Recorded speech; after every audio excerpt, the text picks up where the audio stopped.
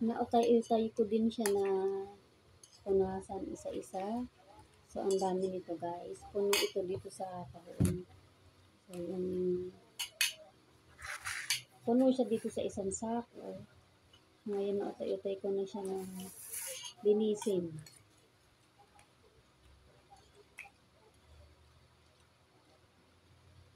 So, ito yung mga takip guys na hinugasan ko na, sinabon ko, winashing ko. Kaya lang siyempre, meron tayong mga tira-tira na dumi. Kaya kailangan ko pa itong punasan din isa-isa.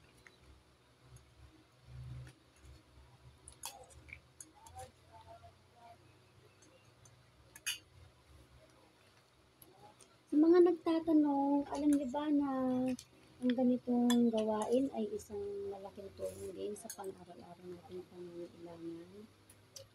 Dahil ito ay mahal din ang kilo nito sa mga pinagbebentahan namin ito. Actually guys, ang bumibili lang naman ito ay yung mga nagre-repack ng mantika sa bote. Diba yung bote ng gin? Yun yung nilalagyan ng mantika dito sa aming lugar, dito sa Candelaria.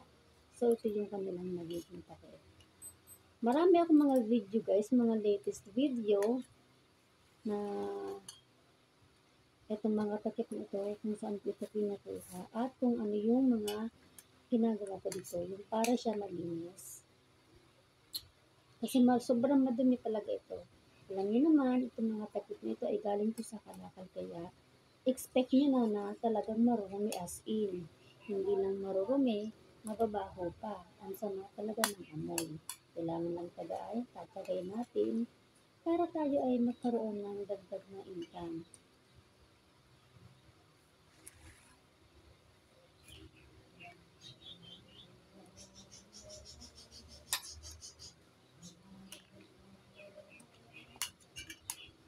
So, ayan, utay-utay ko lang din itong ginagawa.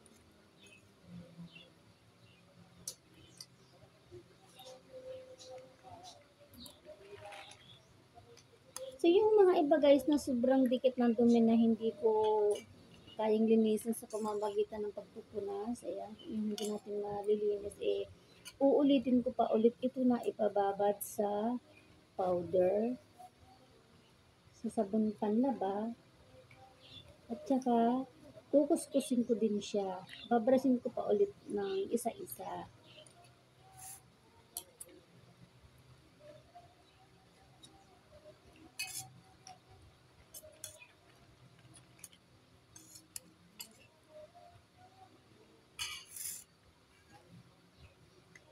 Ayan, so tingnan natin.